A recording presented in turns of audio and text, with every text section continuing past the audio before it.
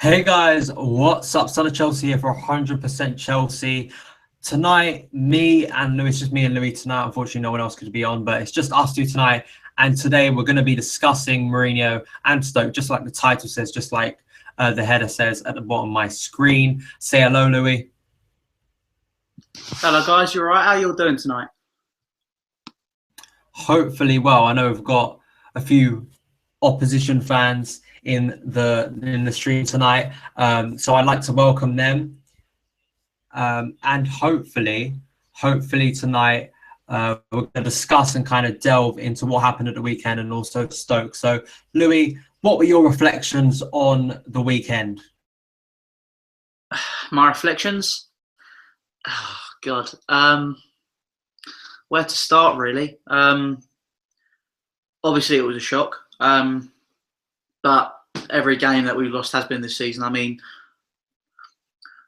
people say that, because of our age, we don't know our history. And then older fans say, oh, I went through all of this in the 80s and all that sort of stuff. Yeah, I get that. I think me and you both understand that. However, excuse me. Okay, no good. We are now a club who is, one of the world's elite. We should not be 15th in the table. We should not be performing like this. There's just a lack of hunger. I don't know what it is. There's just a complete lack of hunger in that dressing room, and I don't know how to cure it.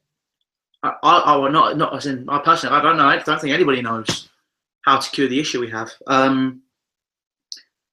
We were a shambles on Saturday. Absolute shambles. It was ridiculous. I mean, defensively we were woeful. For example, holding midfielders were not. There was always a massive gap. When the defenders had the ball, you had people like Matic, for some reason. One example I saw was he was playing left back at one point. And Ramirez was at the other end of the pitch, and there was a massive hole where the holding midfielder should be. And then Hazard would have had to drop deep to collect the ball. There's just between defence and attack, there's no creativity. But when we do get on the attack, we just look incredibly blunt. And I don't know what it is, and it just isn't working. I'm not saying Mourinho out, because I think that's the world's stupidest move. I mean, Eunice summed up what we were all thinking. For a start, if Mourinho did leave, who would replace him? Ancelotti. Would he want to come back after last time? No, not really. Hiddink is another one that I've heard. Would Hiddink want to come back? I don't know. But in terms of a man who loves the club as a fan, does anything for that club, and has said he is here for the long term and wants to be here for the long term. I know people are saying, Mourinho is a manager for short-term success and he hasn't really stayed at a club past 3 years. But he wants to do that. He wants to stay at a club past 3 years, if you know what I mean. It's all, it's all stuff which, people need to realise that Mourinho is here for the long term and he wants to be here for that long. I mean, I agree with most of what you said there. I think one thing before I continue, just to say, let me know in the comments below your thoughts on everything we say. I'll be looking at it. Thanks to Nick, who's talked about liking my career modes, and I'm almost at 1K on my channel. But we ain't talking about my channel, but thank you. I just want to say that. But yeah, everything you put in the comments there about what we're discussing tonight, I'll read out some of them. I mean, just discussing on Mourinho, definitely watch Eunice's video that he did earlier. I think it was absolutely brilliant. I think it summed up all of our kind of points and what we're feeling at the moment. I've said it in my videos. I've said it on here. Louis said it. We all have. And I think there's a majority of the fan base, and I'm saying an overwhelming majority of the fan base, want Mourinho to stay, simply for the fact is of what this man has done for our club and what this man can do still for our club. And we've had so many managers that have gone out the door, and sure, for Roman, you can say it sort of worked because we still won trophies, but stability. We need stability at this club, and you can definitely see. Also, Max, who's not on the stream tonight, did a brilliant video analysing Saturday, and he said what Mourinho's trying to do here is he's trying to spend money to buy players from the money he's recouping from selling players with this FFP, even though it's not really around anymore. You know, he's still trying to do that kind of thing with the club and trying to build some sort of legacy. I think one thing he needs to improve on as a manager is bringing through youth players, but hopefully he'll improve on that, because I think he needs to start doing that more. I will continue to say it, Loftus-Cheek deserves a place in this team. And when you promise a player an extended run of games, you give them an extended run of games. In the last 3 games, Loftus-Cheek has only featured for 45 minutes. Louis, do you want to say something? I was going to say, I agree. You know, there is stuff where, you know, he does have to improve his youth policy. I agree with that. However, what we can't do is you can't just throw players in like that. You can't do an Arsenal. You're going to have Mourinho's young army now. It doesn't work. It's proven it doesn't work. It doesn't work. What he's doing, I think, at the minute is he's trying to slowly integrate Loftus-Cheek, a bit like he did with Zouma last season. He's doing it slowly. And I think that there is going to come a time where he will be integrating him a lot more into that midfield. I agree he does need to play a lot more. Playing where he says he was going to have an extended run of games and has only played 45 minutes. That is a bit. That's not right. But the circumstances have changed since he said that. I mean, if you look at it, you would have thought, what, a year ago, 6 months, Chelsea going away to West Ham, no issues whatsoever, and you could start your player like Loftus-Cheek. However, I think since August, just that view of Chelsea has just completely gone out of the window, and I think he's trying to find a way to rebalance it, and you know, playing his strongest players, and he's in a bid to get those points on the board, so we do get stability, so we can start integrating those youth players a lot more. However, I do agree with him having to maybe change the youth policy a little bit, but that all comes with long-term gain, doesn't it? I mean, if you do want short-term, just spend 30 million, 40 million, bring in a player, job done, sorted. However, I'm going to reinforce what I said. He said he's here for the long term. If he's here for the long term, he's going to start young players. And he has done that. If he was here for the short term, he wouldn't have said that. He would have just gone off with it. And then, you know, he would have just started world-class players all the time. But, you know, that's not what he's done. He's trying to bring in Loftus-Cheek. He's trying to bring in Olorena. He's trying to bring in youth players. Blackman's on the bench. I mean, I know he's not being played, but still, he's going to get experience, isn't he, from actually being with a matchday squad, if you know what I mean. Yeah, I think I've always been someone who's very against just throwing in young players for just the sake of it. I think the right players have to be played, ones that you can clearly see are ready. I think my annoyance with Loftus-Cheek is when he's been given the chance, he looks very competent and looks like he helps out and improves our team. That's what kind of frustrates me. It's not that I don't expect Loftus-Cheek to play 90 minutes of every game, and I don't think anyone is at the moment, and I don't think anyone wants that, because we don't want to burn out a young player. We don't want to put him in a situation where he doesn't feel comfortable, because he still needs to adapt and still needs to get match fitness. We've seen with Loftus-Cheek, seeing him playing against Tel Aviv, he started to become a little bit more tired as the game went on, but he has to improve over time with getting that match experience and match fitness. And the way he's built, I just think he's perfect for our team, the box-to-box midfielder. But the future of Jose Mourinho, I just think I got that feeling on Saturday after the game that I did when we lost to Southampton. And it was that feeling of this could be a very hairy 24 to 48 hours of what's going to happen. On Saturday, lots of things went wrong. I think when I saw Jose going to the stand, I think when I started to think that, you know, this looks like one of those games where this could be the last time we see Jose. And as painful it was to think that, it was something that was truly, I think, going on in a lot of people's heads, because it was another bad day at the office. It was another day where we lost a player. We'd look shaky at the back. Old problems have resurfaced again. You know, over and over, and I think that we all started to worry about Jose. I want to see Jose be given time, and you know, going back to Max, and I think I've also said it in the past, is that when you look at other big managers, and Arsene Wenger, we got some Arsenal fans here. Arsene Wenger, when you look at him, and I think there's a lot to criticise about Arsene Wenger, I really do. But look at what Arsenal have done as a club. They've stuck behind him for the good part of, what is it, 18, 19 years now in management. Let's just look at the past decade of what he's done.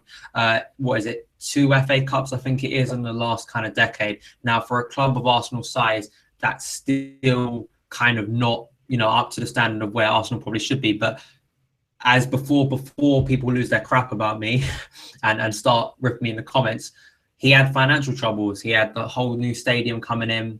He had to go in there. He had to keep Arsenal in the top 4. Now, I think it got past to a stage a few years ago where that was the ambition, but they stuck through him. And think of all the beatings, think of all the embarrassing days Arsene Wenger has had against close rivals, against Mourinho, against United. You know, all those embarrassing days, they've stuck with him. And I know the situation is very different at Arsenal and Chelsea, very different clubs. But I want us to stick with Jose Mourinho. I want to see Jose Mourinho continue what he's doing, this philosophy that he's bringing in this time of selling players for a big value and using the money to buy players. Also continuing to try and bring through youth when you can, the players that look ready, bringing them through. And also just bringing this mentality of stability in the club. We're going through a bad run of form. Crisis, that's what another thing. We are not in a crisis as a club. I hate the word because it seems whenever a big club loses 2 or 3 games, I know we haven't lost 2 or 3 games, when people say, I know Louis kind of disagreeing with me, I can see his face.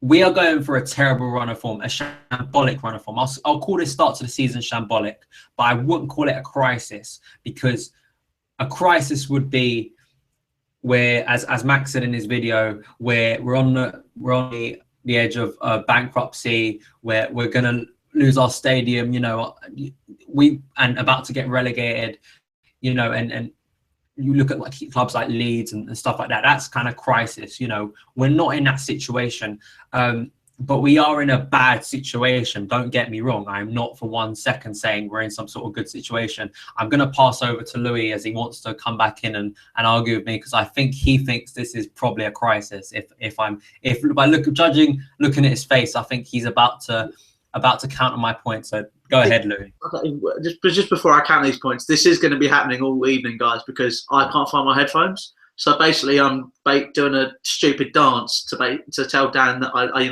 want to make a point. So if you see me doing that or pretending he's a teacher going, "Excuse me, sir," then you know that will be what I'm doing. But okay, I agree that maybe in terms of what you normally associate with football as a crisis, I agree with you. You know, we're not in near bankruptcy. We're not losing our stadium. Yeah, that's all well and good. However, in terms of big clubs, Chelsea are a big club now. People still call us a small club, but let's be honest, we're the only team in London to win the European Cup. I know we've won 5 Premier League titles. Maybe it's not as much as Arsenal, not as much as Manchester United, Liverpool, whoever. Well, Liverpool still say a big club. They're not really anymore, but you know, the Manchester Uniteds, the Arsenal of this world, they're still. I went there. They're still, they're big clubs, and we are. It is our worst ever start to a Premier League. It's our worst ever start. So how you can say, in terms of a big club, this is not a crisis? I have absolutely no idea. We are. I know there's still only 28 odd games left to go, but what are people expecting us to do? If at the minute we are down, and people are kicking us, like Eunice said. And oh, hello, Dan wants to say something. Yes, Dan, go on. Well, the thing is, I think your mistake. I definitely think we're on. It's just the choice of words at the moment. I think we're disagreeing on. It's the choice of words, because when I look at a crisis within a football club, as I discussed, people like to use crisis because it seems to be the overused word. I'm not for 1 second. I totally agree with what Louis is saying there in terms of just the use of the word, because I think sometimes in terms of what Chelsea are and in terms of what Chelsea were 5 months ago, this is definitely a crisis. Don't get in terms of where we were. I just think as saying it's a crisis in terms of football club. Maybe it's just a choice of the word. I just personally think that at the moment it's absolutely terrible. I absolutely am hating this season. The amount of weekends that were ruined. I think I've only watched about 3 match of the days. Like 3 match of the days, like and episodes throughout the season. And there have been the 3 victories: Arsenal, Villa, and West Brom. They're the 3 match of the days I've watched this year, and nothing else. Because every other weekend, funny enough, I think there's one more. I think it was Newcastle, because I hadn't seen the game and I wanted to see us come back from 2-0 down. But I'm sure, like a load of Chelsea fans, that just shows you how bad we've been. We are being kicked, we are being spat on, we are being laughed at. It's not good. It's absolutely shambolic, and it's just another Saturday was just another nail in a coffin, I think, because it's digging deeper into this rabbit hole of this season it seems to be getting it seems to go from one kind of low point to another one. It will go from one low point. I'll say, say for instance, like the City game was a low point. And then we had the West Brom game the week after, which sort of brung us back up. And we sort of thought, okay, can this be the start? Then you have the next low point in Crystal Palace. And you think after the international break, can't get any lower than this. But it does in Everton. And then we bring it back up to a very high point against Arsenal when all of our fans were starting to get optimistic. Sure, Newcastle was a okay performance. It didn't really go either way. I think we were just kind of there. I mean, I know Louis disagreeing with me, but it wasn't the low point of it. Was the next Saturday after that when we lost to Southampton and also losing to Porto. That was when it went down again, and the cycle continued itself, because we went after the international break, had to beat Villa. We went to Kiev. We had an okay. We had a good performance. I'm still sticking. I'm not changing my opinion on that. It was a good, solid performance. We probably should have won that game. And then once again, we go to another low point. And I know I'm kind of reiterating myself, but that's the way the season has gone. It seems to have gone from one kind of bad moment to another one. And when you think that everyone sort of, not even Chelsea fans outside of that, believe that we're going to get better, we're going to improve, suddenly we're just going to switch and we're going to start playing well. It just hasn't happened. We haven't formed any consistency this season. And that's the problem. But to say that we want to sack our manager, for me, is just the worst kind of thing that can happen to our club.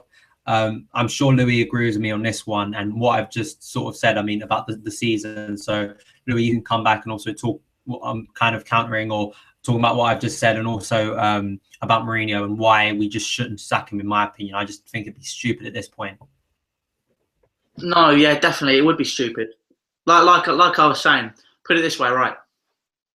You have Mourinho, who's our manager at the minute. And then look at who's available. Just look at that. In terms of managers who could fit Chelsea's mould, so they've won stuff. They've got experience. They're very well experienced with football. They've as well as winning things. They've managed some really, really top sides. They've brought in some great players. All the good stuff. If you look at who's available, who fits that mould, I can only think of one, and he's another ex-Chelsea manager. It's like the cycle starting again. Would Ancelotti want to come back? No, I don't think he would. Not after what happened last time. He finishes second in the league and he still gets sacked. You've got a man here, right here, who loves the club, would do anything for it. Signs a long-term contract, says, I want to be here, I want to build a legacy, I want to be here for the long term. And he is. But what people don't seem to get is stuff like this takes time. And in the modern day game, it is hard to do things because there is so little time. The average manager's lifespan is 2 or 3 years. Do you want to say something, Dan? Yeah, this is getting a bit frustrating at this point, but we're going to have to do it because Louis doesn't have earphones. But one thing before I counter on that, Tolga here in the comments says, compare Chelsea 2015-16 to United 13-14. I mean, United had a bad start when Moyes came, but it isn't as bad as this. I mean, I think Moyes definitely came in. I know it seemed in a way, funny enough, I do think you can sort of compare and see comparisons to them, and kind of they sort of mirror each other in a way that United would kind of go from one catastrophe to the next that season. It seemed to, when you think United would eventually turn it around, they didn't, and it would get worse until, of course, Moyes was sacked. We don't want the same happening here. You're saying there, Louis, about the lack of time. Tim Sherwood, I know most Villa fans, I think, are in agreement that he probably should have gone, yeah. But just look at the facts. Tim Sherwood came into Aston Villa, what was it, in February, I think it was a week after we'd beaten them. So early February, comes in there. Villa are in trouble of being relegated. Aston Villa, like one of the most established clubs in the Premier League, in threat of getting relegated. He comes in there with a team that looks uninspired, that is conceding goals, can't score goals. He goes in there and he changes things around. He gets them to an FA Cup final. Sure, they got beaten by Arsenal convincingly, but they got to an FA Cup final. And as well, they stayed up. What is it? 5 months later, Tim Sherwood gets sacked. I know he's had a poor start to the season, and I know Villa fans have had problems with his tactics, but that just shows you the sort of, and a club like Aston Villa, it shows you the amount of time that managers are being given. So we should be giving a manager like Jose Mourinho, with everything he's accomplished. I don't even need to read out what he's done in the past 10 years. I can read you out what he's done in the past 5 months, which is winning us the Premier League, and that's won us the Premier League last season by, what was it, 13 points when we beat Crystal Palace. That's when we sealed up the title. I know it was 8 points at the end of the season. Dominated the Premier League, the toughest, probably the competitive league in the world. We're going through an awful run of period, a shambolic start to the season. But the worst thing we can do is sack our manager. We need to get behind our manager as a fan base. We need to unite. This is not the time to start arguing over in or out of managers. That's not the sort of fan base we are, and I don't want to become one of those fan base where we're hashtagging about whether we want a manager to stay in or out. Luckily, that hasn't happened, because enough Chelsea fans have the sense to think, we want this man, because we rallied for years for him to come back to this club, to come here, to build a dynasty, to come here for a second time, build longer, build a future for Chelsea that can be stable, and that's what we want. That's what we want as a club. That's what we want as a fan base.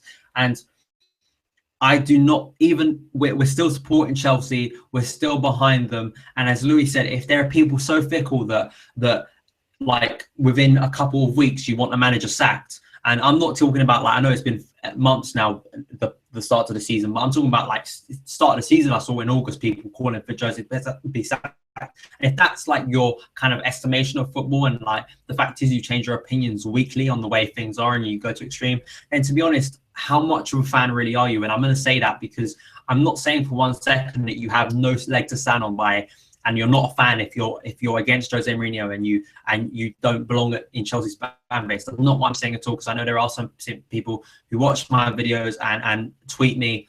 I understand you people. I don't agree with your opinion, but you're still a Chelsea. It's just people who are very extreme and very fickle in football. And unfortunately, that's the way it is. But I'm sure there's enough people in the fan base currently who want Jose to stay and want Jose to fix this round.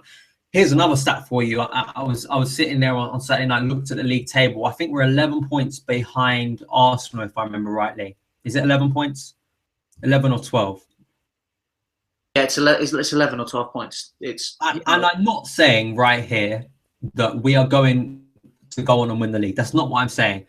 But think we are very lucky this year that there is no Chelsea of last year, that there's no team. It looked like City was going to be that team, but I don't think they're going to be that team who absolutely storm out the blocks, go on and be, I don't know, so far ahead. This year, for some reason, it's been much more competitive. Teams are beating each other every week. Now, once again, I don't think we're going to win the league, if I'm being bluntly honest right now. I don't think any of us are. I think most of us just want the next win. We want just a win at the moment, I think. And then it's game to game at the moment. I'm not thinking long term. So, but what I'm saying is, if we are thinking long term of this season, fourth isn't out of the picture. Top four isn't out of the picture.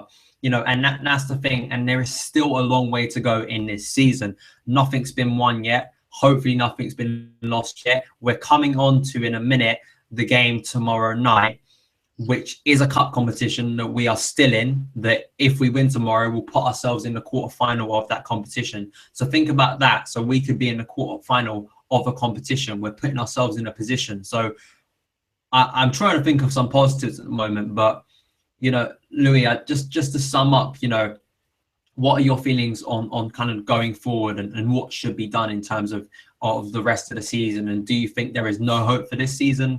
As I say, I think both of us are in agreement that we're just, as most of Chelsea fans are, just waiting for the next victory and looking at the next game. But if you're thinking a bit long term, what key things do you think need to be done? You know, and also just long term in terms of the league, because I personally think this year we're kind of a bit lucky because it seems it's so competitive, this league, even than before. You know, teams seem to be beating everyone. You know, it seems to be one week you have one team that goes on a good run, and then the next week they look good, but then they get beaten by another team. It seems every team this season has good players in it. So could that be lucky if we can somehow turn around our form? As I will continue to reiterate, we are just thinking about the next game at the moment. But Louis, your opinions? Yeah. Well, the good thing is you don't have to mute yourself anymore, because I think you're not getting any feedback, are you? I don't think so. There you go. Let's leave it like this then. That's brilliant. To be honest, it's difficult to say what we could change right now, because we don't know what, like you were saying, we're looking to the next game. It's a case of looking to the next game. I honestly, when I was looking at these games, after we lost to Newcastle, or no, drew with Newcastle, or I think it was after we lost to Everton, I looked at the next games and I only saw Villa as one we could really go out there and win, because of how precarious our situation is right now. The only way the club can move forward is if they say they make their mind up, because it's either the club or the media, like Eunice was saying, that are causing this whole Mourinho fiasco. Personally, I think it's the media. I think the club is standing behind Jose, because, you know, he signed a big contract at the end of the summer, or the beginning of the summer, whenever it was. I think it was June, to extend what was already a 3-4 year contract, I believe. So he's got 5-6 years left on his contract at Chelsea. He is looking for long term, so he is looking to bring in youth players. And like I say, it's a process. Ferguson didn't do it like that. Remember, Ferguson had the same issue at the beginning of his tenure at Manchester United, didn't he? The season before he won the league with them for the first time in whatever it was, I think Sir Matt Busby, so 20, 30 years, he was people calling for his head. And then look what's gone on to happen with him. Look at him. Arguably the greatest manager to ever grace world football. He's up there. And Mourinho is 100% capable of doing that. He just needs time. Because the thing is, if Mourinho, I just worry, if Mourinho was sacked by Chelsea this season, I have a horrible feeling that could be it for him. I have a horrible feeling he could go to France, because I mean Laurent Blanc's already got his head on the chopping board, hasn't he, at PSG? So it could end up him being the next manager at PSG. But other than that, I don't see anywhere else he could go. He's covered the majority of the major leagues in world football. He's covered Italy when it was massive. He changed the face of Portuguese football just by winning the Europa League and the Champions League with them. He's done well in Spain.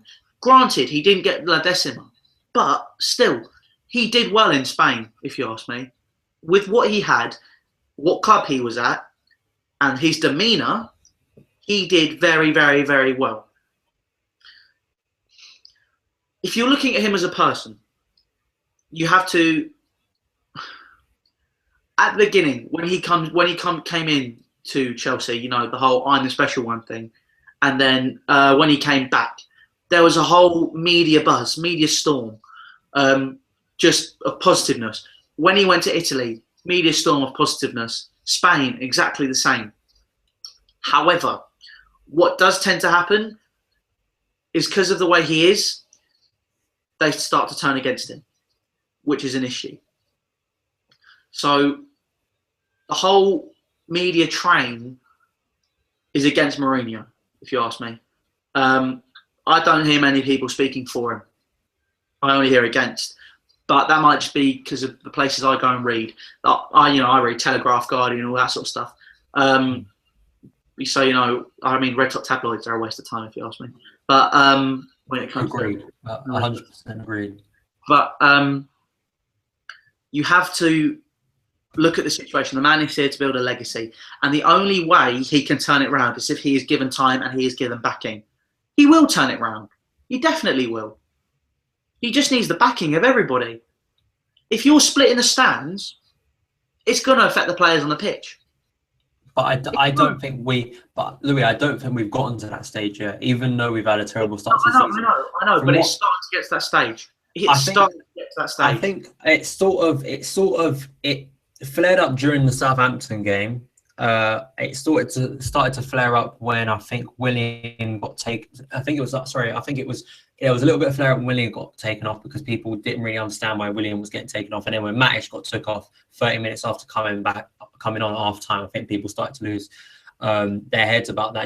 I just want to read out comment from, I think this is Precious 101. He says, if we lose against Stoke or draw, which can't happen, we're either going to lose or win tomorrow, because if we draw it goes to extra time and penalties, then Mourinho is finished. Now, I know we're thinking forward here, and we are coming to the Stoke game because we want to talk about it, want to discuss the team lineups and everything.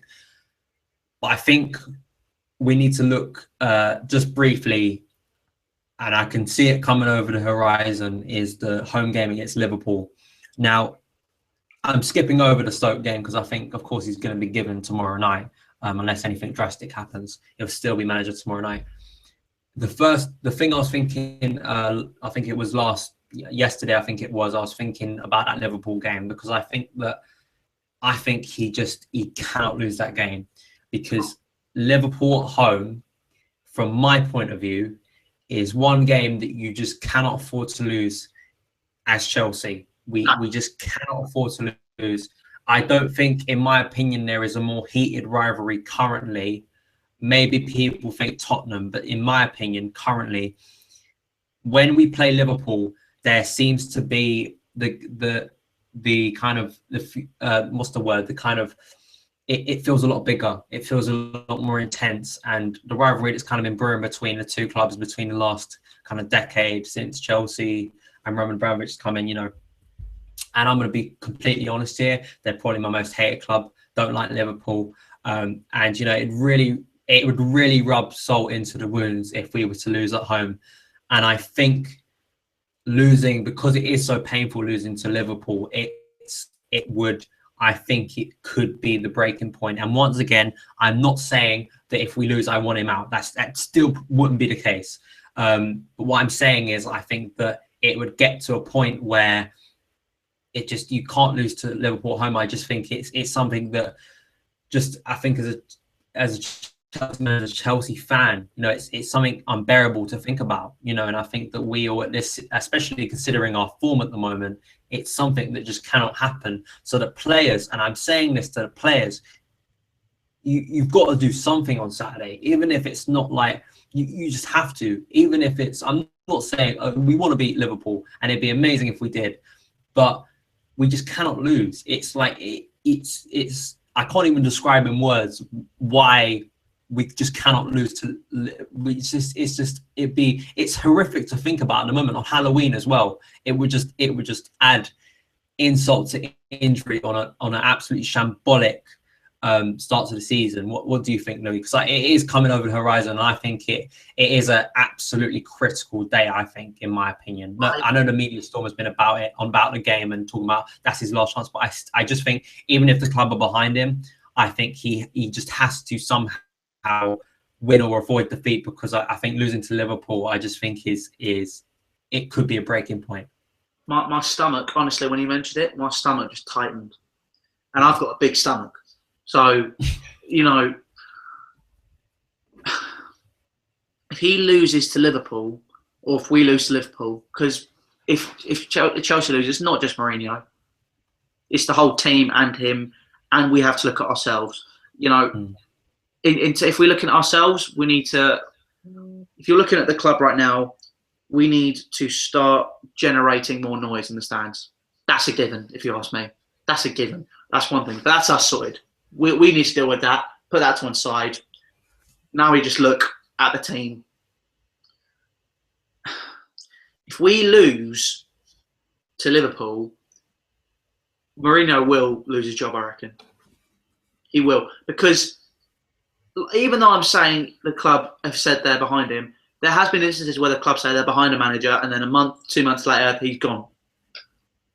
If we lose to Liverpool with that big rivalry which has developed since Mourinho versus Benitez, the ghost goal, all that sort of stuff, that'll be it for him. I think a draw is almost a similar situation. I don't think it's a draw. I think it's a must-win game. There's no draw or lose. It's must-win. We have to beat Liverpool.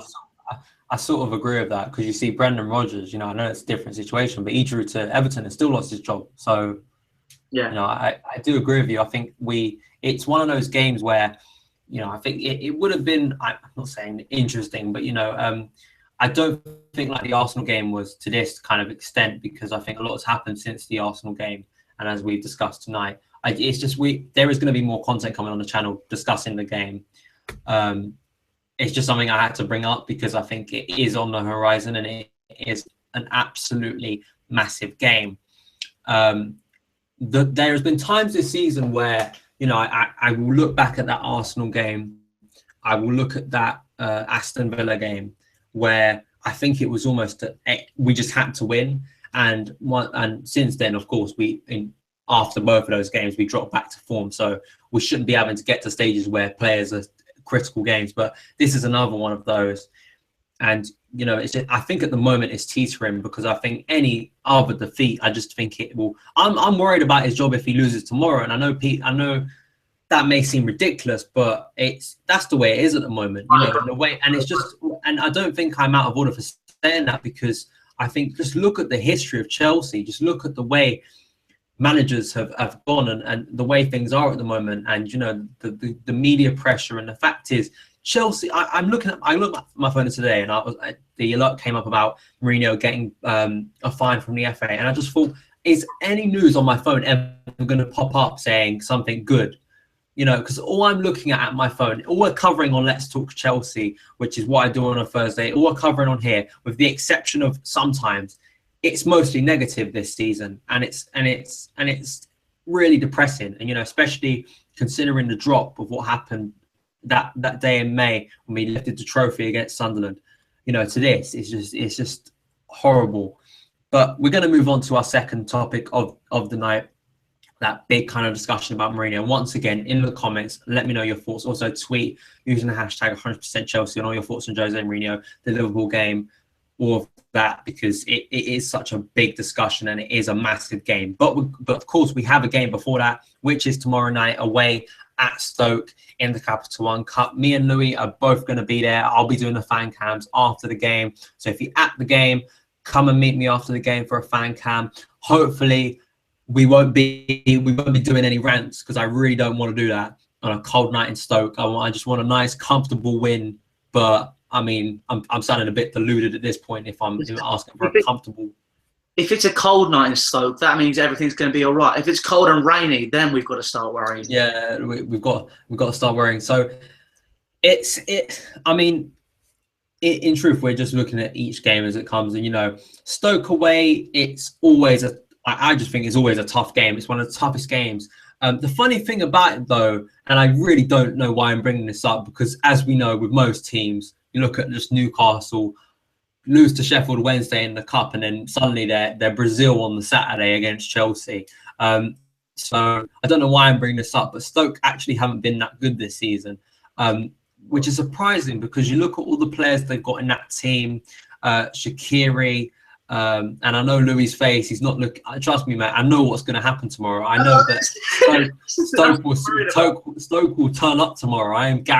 I will guarantee you right now. I'm not having egg on my face. I guarantee you, Shaqiri will suddenly start playing like Shaqiri. Bojan will start playing like Bojan. Charlie Adam will suddenly decide to find a shooting boot. We hope it doesn't happen, but I can just guarantee it will. But let's talk about Stoke's form because I think that. What? Did you miss that pun? What was the pun then? Let's try and what was the pun? Hips won't lie. Shaqiri. Say the pun again. Shaqiri's won't lie. Very funny.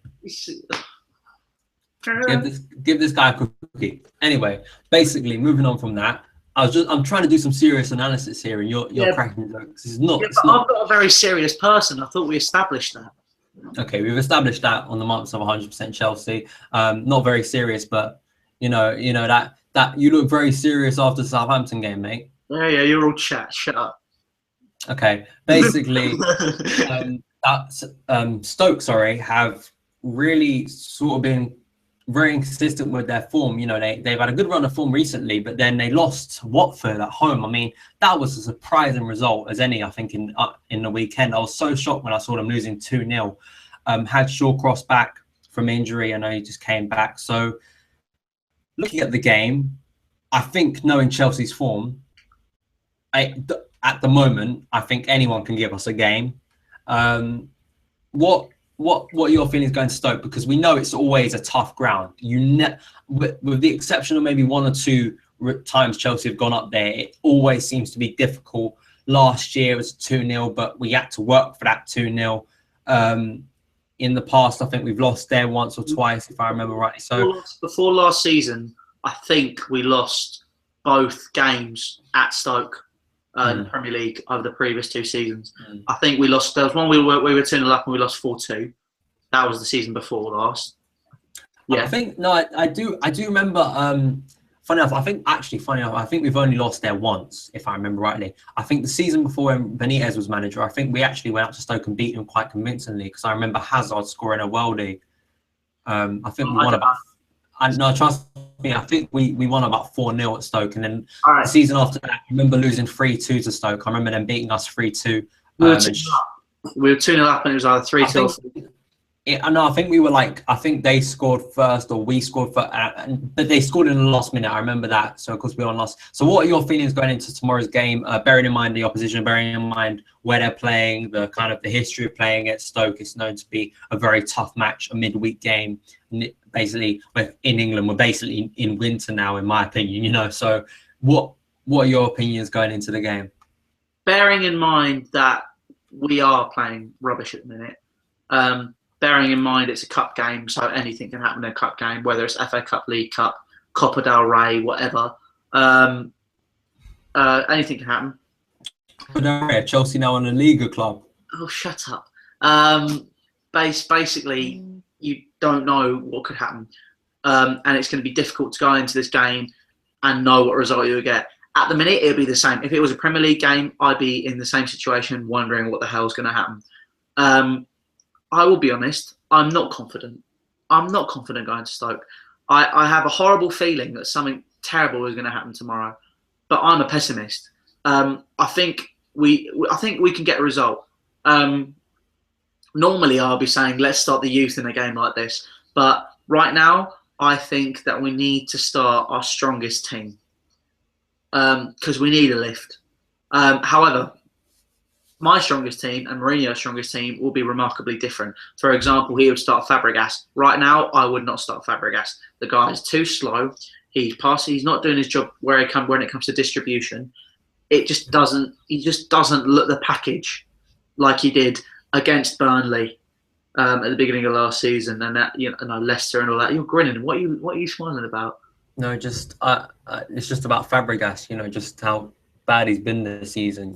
What's happened to him. I just don't understand.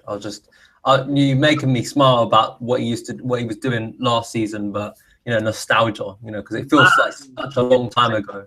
It does. I mean, let's be honest. It's not just the season. He hasn't been great since January. But the fact that other players were showing up last season, that's hidden. It was the same with Ivanovic. Ivanovic, they were, because of the great performances from the rest of the team, their bad performances were overlooked.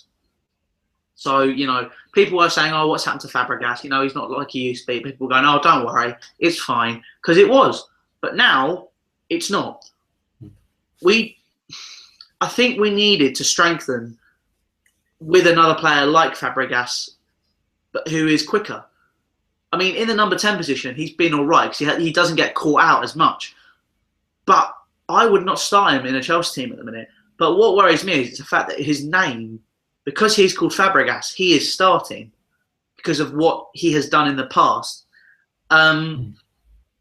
my team when going up tomorrow would be Begovic, Baba Rahman, because Mourinho has also at the minute has a thing of starting players out of position, like you were saying. For example, Zouma is a centre back. Even though he did play right back for Saint Etienne, he's not. He did that 3 times. I think I remember someone saying when I was watching a game a few weeks ago. He did that 3 times. Do you agree? Like, sorry, I just interrupt you about Baba Rahman and talking about Zouma. Do you agree? Because I said it in my review on my channel. Is if Ivanovic was playing on Saturday and Zouma wasn't, and I know, Louis, you're going to try and make out that we would have lost more, but say if the exact same goals happened, the exact same things happened, he would have been blamed for everything. He would have been blamed for both goals. He would have been blamed for just his positioning in the game. Do you agree? Because I just don't understand why he played Zouma. I feel sorry for the guy because he shouldn't be playing there. Do you agree? If Ivanovic was there, he would have been blamed for pretty much most of what happened on Saturday. Because I think that you could have replaced Zouma. And the problem is, I think there was a point where, if you remember in the second half, I think this was when we were level. Hazard came into the center of midfield, was trying to play a 1-2, was trying to get an overlap, and Zouma wasn't there because Zouma can't overlap. And so sorry to interrupt you, but that's just my opinion. Do you think that because I think if Ivanovic was playing, I probably would have criticised him, but I think that most of the fan base would have, because that's the way it is at the moment. Do you think Ivanovic would have it would have been more if Ivanovic was playing? Well, it's difficult to say because Ivanovic and Zouma are very different. Zouma has pace and his positioning is pretty decent. Ivanovic now has no pace, thinks he has pace. His positioning is shocking. So, it's difficult to say. For example, I know Slaven Bilic, if Ivanovic had been playing, he would have gone right. Quickest player on the left-hand side, just run past him. Probably would have started Andy Carroll and just kept hitting crosses in from that side. No, that's a good point. But, so it's difficult to say whether or not.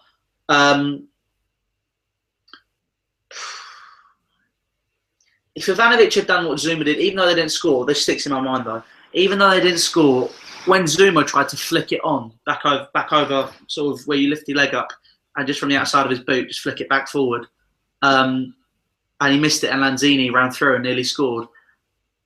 I remember that chance. I thought that was it. I thought that was a proper Ivanovic moment. I thought that was literally, you could have replaced Kurt Zouma with Ivanovic right there, because he came in so narrow, and that's one of the reasons why you don't play Kurt Zouma at right back, because he's naturally a centre back. So naturally, he moves quite narrow. He doesn't play with much width as a fullback. You see, when Azpilicueta was fullback, because he's naturally a fullback, he's able to come in short. Also, he's able to kind of play in that kind of area where he can overlap. Also has the pace to get out and stop a winger, And because Kurt Zouma was that incident right there was just a case of Kurt Zouma coming in, and there was so much space on that side, and they probably should have scored, to be honest. I thought it was it, but luckily put it over the bar. But yeah, that's the moment that sticks in my head. I mean, Ivanovic wouldn't have been able to get his leg over to do that for a start. So that's already a difference. If you're doing a comparison, Ivanovic is not very agile. He's not very mobile. He's got no pace at the minute, and his position is shocking. Zouma is quite agile. He can jump. He's quite fast. His positioning is okay, but like you're saying, he's naturally a centre back, so he comes quite narrow. But an example of when he did okay as a right back was against Kiev, where he did quite a decent job at right back there. And he came so close to scoring. I mean, on Saturday, I don't know how close he had to be. When I saw the goal line technology, I was like, no, come on, that's a goal. Like literally, the ball was like this close to. I couldn't believe it. It looked over, even on the goal line technology. And that's the threat that Kurt Zouma brings. But for me, if you're playing Kurt Zouma, you play him at centre back. So yeah, what would you do? You talked about Baba Rahman at left back. Who are going to be your 2 main centre-backs? I want to say I'd start John Terry, but it's difficult because he's quite shaky at the moment. But as a leader on the pitch, when he's not playing, we just look even more shaky. Granted, Gary Cahill is an excellent leader because he was the captain of Bolton when we bought him, I believe. So he's a proven captain. He's a great centre back, but an example of when he doesn't play alongside John Terry, you just see how shaky he is without him. Where John Terry was basically almost covering for him, if you know what I mean. If you play Cahill and Zouma, you can play a higher line. And against players like Shaqiri, Boyan, you want to be able to play and Diouf. You want to...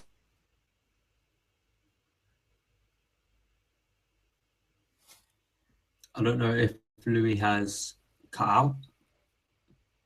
I think he's frozen for now.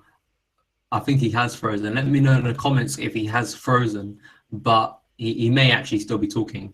But let me just go to the... Sorry about this, guys. I think we have some technical difficulties at the moment. He may actually still be talking. I'm not sure.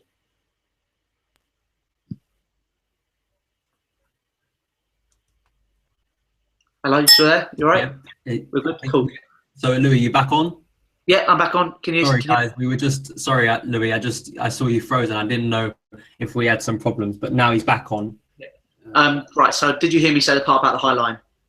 Yeah, I heard you say the part about the highlights and continue where you were going. Sorry about that, guys. We had a slight awkward pause. I was trying to keep it cool, but we were just worried about what was going on. So back to you, Louis. Okay, no, thanks. I would probably go Terry / Cahill, Zouma, and Azpilicueta. I mean, if you started Terry, you'd have to sit deep because he doesn't have any pace. However, when it comes to defensive positioning, I thought he frozen again. He is without a shadow of a doubt, one of the best ever when it comes to centre backs. I need to, just move your eyebrows or something. I'm just getting right there. You go, Rug. When it comes to defensive play, he is without a shadow of a doubt one of the best ever, but he doesn't have any pace, so he would be sitting deeper. When it comes what if they play crouch? Because if they play crouch up front, then we could potentially play. Their tactic is just gonna try and lump it in the ball probably to crouch. But then we saw how Terry dealt with how our defense dealt with Carroll on Saturday. So I don't know. Because we could probably go with that if they weren't playing crouch up front. But if they are, then I think maybe the tactics could change. I don't know. Yeah, no, I mean, Stoke like to play, is it 4-4-2? That's their basic formation, what they like to normally play. So they will be. I reckon they'll be playing with two strikers.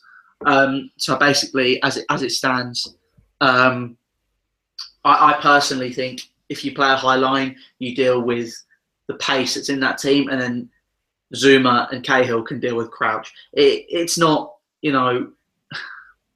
no offense to the guy. I mean, he can score goals, but still, he's not as good as he used to be at it.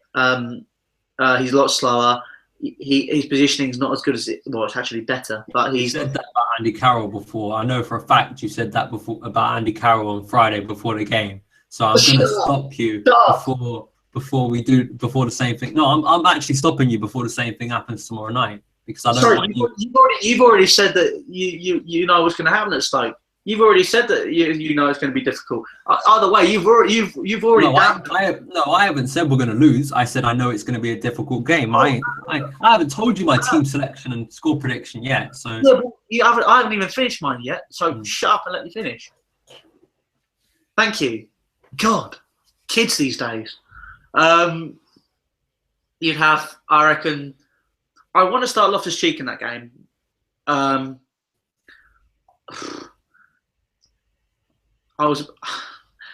tempted. I want to say Ramirez, but I have a funny feeling Mikel might start. The Lord. I'm getting a few comments about the Lord. I'm getting a few comments about him saying, one from Chelsea 1905, Lord Mikel has to start. Also, check out his YouTube channel as well, Chelsea 1905. He just put that in the comments. So, we've got a few comments about Lord Mikel. So now I personally don't think he'll start, but I don't think we'll start. My personal lineup, I'd go Ramirez, Loftus-Cheek, Oscar, Willian is a given, and then I'm torn. I don't know if I'd start Hazard personally. Pedro, maybe. Is he still injured or is he fit for tomorrow? I think he's fit for tomorrow now.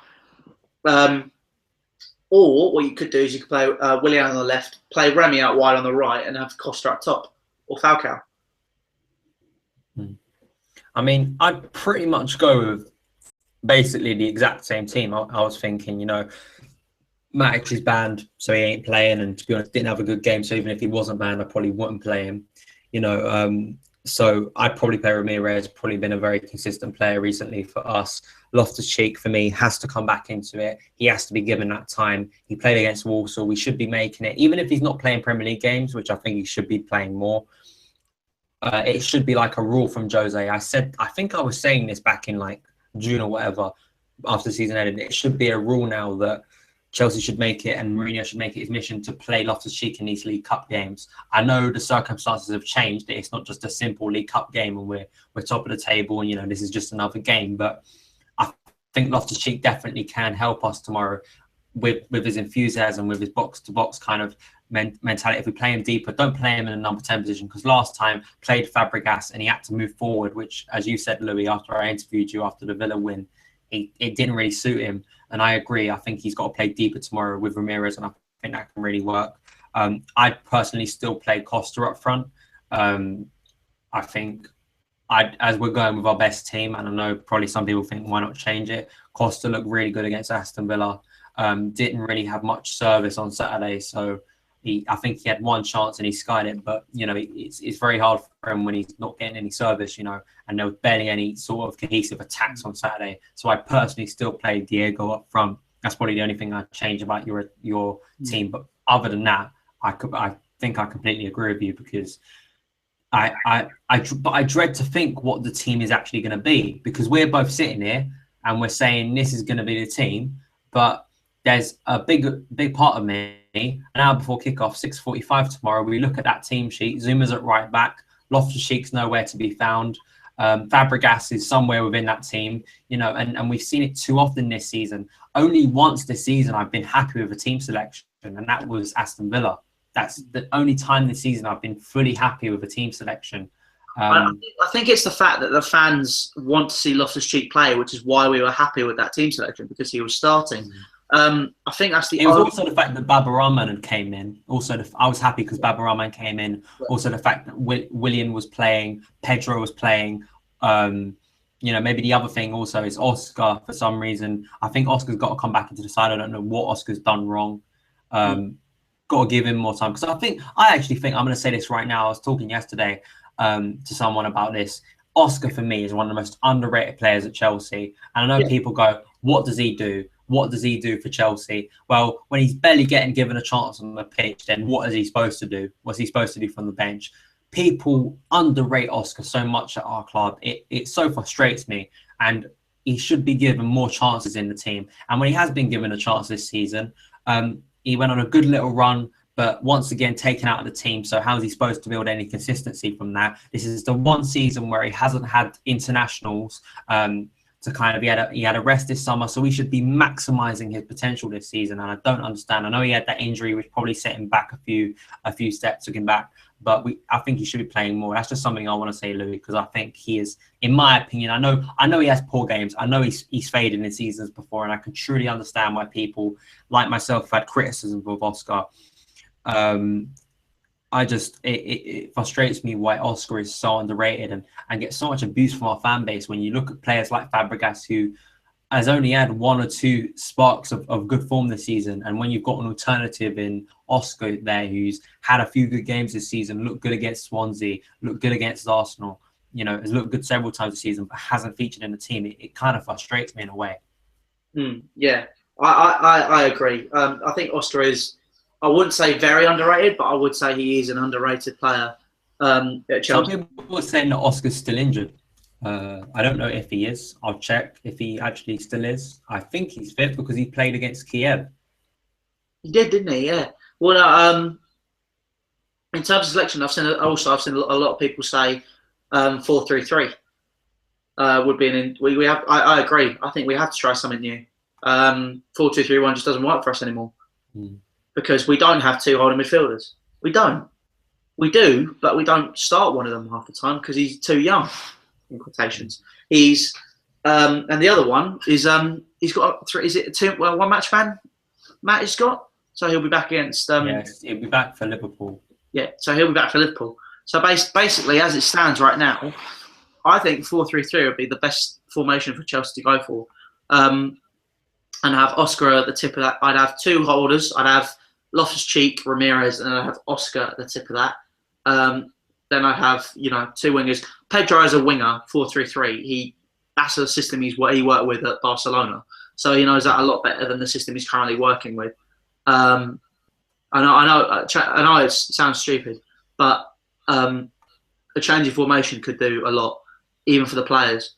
I mean, it is a case of we need something to freshen us up. We need to be freshened up, and if we get freshened up, something could change. Because at the minute, as it stands, you could be I don't know. You could be Mark Hughes sitting up late at night now. You could be sitting there going, right, I know pretty much exactly what the team is going to be. I know exactly what Mourinho's going to do. Because he doesn't really change his 11. He only tinkers with it a little bit. And I think the fact that Ivanovic has got injured means that he's had to tinker a lot more.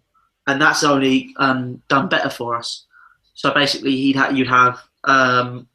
I think Babarama just starting it. If he's not going to get any games, it's 21.3 million not well spent, and we've done that a lot recently. I think if that change in formation happened, you'd have two decent, Rolls Royce of a player and an engine and Ruben Loftus-Cheek. You'd have an engine and someone who can cover lots of ground and tackle Ramirez. You've got the creative player in Oscar. Then you've got Willian. I'm going to say Pedro. I've got a funny feeling I'd like to see Pedro on that left-hand side. And then Costa or Remy or whoever, who, they're more likely to get service, if you ask me. Because I think the system we're playing at the minute with a lone striker, it doesn't really work. Even though we would still have a lone striker in this system, he'll have more support because he'll have the two wingers instead of a left midfielder and a right midfielder who sit by the back. He'll have constant support. I think 4-3-3 is the way forward, personally. Yeah, I do agree with you. I think actually 4-3-3 I've always felt has kind of suited our formation, actually suited our players actually better, because of the style of football I think we're better at, which is intercepting the ball in midfield. We are a counter-attacking side. I know in some games it is different when we're at home and we have to kind of take the front foot, but I still think even when we're in games where we're supposed to be taking the front foot, you see a lot of our goals come from interceptions in midfield, a lot of goals from pressing, from the likes of Willian, from the likes of Hazard, up front, and of course Costa scoring the goals. So we definitely are, for me, more suited to a 4-3-3. I know there is lots of rotation within that, but currently the way it looks, we look like a 4-2-3-1. I know players switch sides. I know Hazard and Willian sometimes can switch sides, but we're always playing in front of the opposition, and that's not the way we're supposed to be playing. We should be going to Stoke tomorrow, pressing them from the start, intercepting the ball in midfield, and giving it to our quicker players, giving it to the likes of Willian and him from set pieces as well at the moment. He continues to threat from set pieces, and continues to be one of our best players this season. Which I feel so sorry for Willian, because he continues to be such a threat for us, continues to give us something within games where we're supposed to be out of it. And I know he didn't have an amazing game on Saturday, but he still nearly got us into that game. He put in some brilliant crosses, brilliant from set pieces, which is now he has to be taking all set pieces. There's just no second way about it. I mean, I think he had a free kick on Saturday, which just went wide, if I remember rightly, or was saved. Nearly scored from that. So I've never seen someone take so many free kicks so consistently and nearly score from all of them. Usually you see some free kick takers, even the best of them, will eventually hit one over the bar. He's consistent. It seems every free kick he nearly scores from. So that's brilliant. So I think he has to start. Just going over to Twitter here, using hashtag 100PercentChelsea, at Connor Terry _24 says we should start Loftus-Cheek, Kennedy, and maybe Delaboji tomorrow night. What do you think of that? I don't know about Delaboji. I mean, he's a player who is not going to blossom at Chelsea. I think, personally, he should be out the door in January. He's not getting games, and that's not going to change. With players like Zouma, Cahill, Terry, he's not going to get a game. He's not going to get a game. That's not going to work. Personally, I was reading some of the stuff about Kennedy, and yeah, I agree. I think Kennedy could be in that team. I think he could get some game time tomorrow. But I think it's a case of we have to start our strongest team. We have to get a win. Because if we get a win, we'll only be on the up. And I know it's been a case we said that before this season, but I think the fact that it's a different tournament could also boost us, saying, "Hey, if we can do it here, we should be able to do it here." And that could be something which comes into it. But overall, it's just a strong team, set out, go for the win tomorrow. That's all we need. That's all. I know that's all I want. That's all I want. I need us to get that win. Okay, so we're going to wrap it up now. Louis, give me your score prediction for tomorrow night against Stoke. There's no draws here, so... Yeah, I know. I'm going to say win, but extra time. Okay, it's going to be a late night then. I don't think it's going to be particularly easy. It never is in Stoke. I've kind of got the same feeling as you currently at the moment. I think it could be one of those nights where either it's 0-0 or it's like a 1-1. In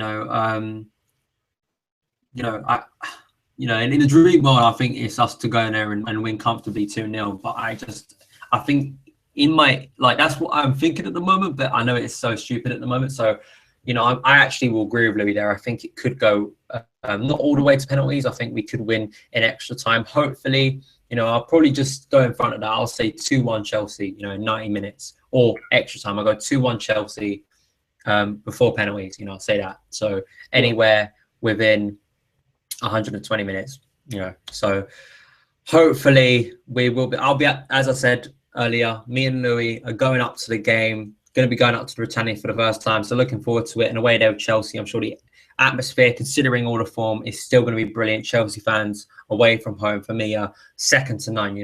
Brilliant away support, and I'm sure tomorrow night, even with the form, will still be good. Getting behind the boys for tomorrow's League Cup game, and hopefully we'll be getting a positive result. So I'll be out there after the game doing the fan cam. So once again, if you are at the game and watching this, come after the game at the Britannia. We'll be there outside doing fan cams, getting your opinions on the game.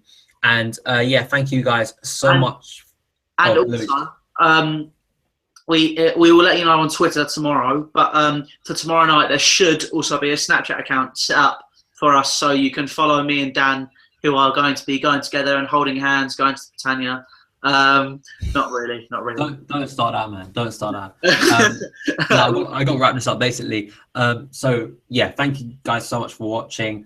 You can follow me personally on Twitter at 100PercentChelsea. Also in the link below, I've got my YouTube channel there, so you can go and check that out. The personal stuff I do on there, FIFA, Chelsea stuff. Also, follow Louis. He deserves. I said this last stream. He deserves more followers on there. It's ridiculous. And all the people that come on this channel talking about Louis. He doesn't have more followers on Twitter. To me, just mind blowing. So Louis the Boogaloo. It links all in the description below, as well as all of the social media links for the channel: Instagram, Facebook, Twitter, all that good stuff. You can check it out below.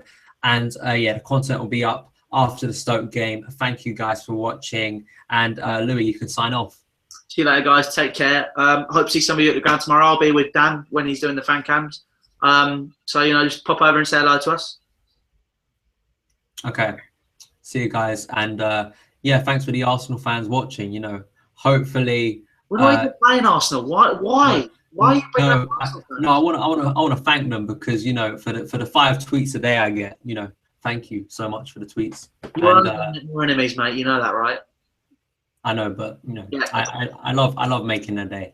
Okay, come on, Chelsea. Come on, Chelsea. We can do this. Tomorrow night, we're going to win, and it's going to be more positive, and then we'll go on and beat Liverpool. See ya.